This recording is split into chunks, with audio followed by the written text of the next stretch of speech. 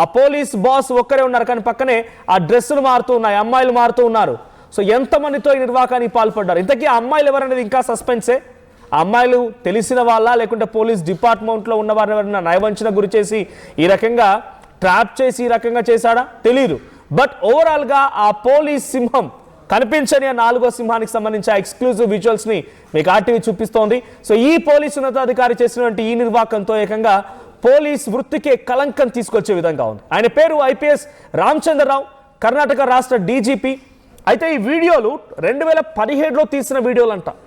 ఆయన డిఐజీగా పనిచేస్తున్నప్పుడు ఆయన 2017లో ఎవరు తీశారో తెలియదు. బట్ ఆ వీడియోలు చూస్తూ ఉంటే దానికి కొంత ఇన్వెస్టిగేషన్, పోలీస్ బాస్ కదా ఆయన చేతిలో ఉన్న పని.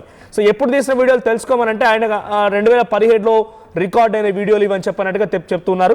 ఆయన డిఐజీగా పనిచేశాడట. ఇక్కడ ఇంకొక బిగ్ ట్విస్ట్ ఏంటంటే ఇప్పుడున్న పేరు బాగా సంచలనంగా మారింది, కానీ గతంలోనే ఈయన ఇంకొక దాంట్లో కూడా ఇన్వాల్వ్ అయ్యాడు.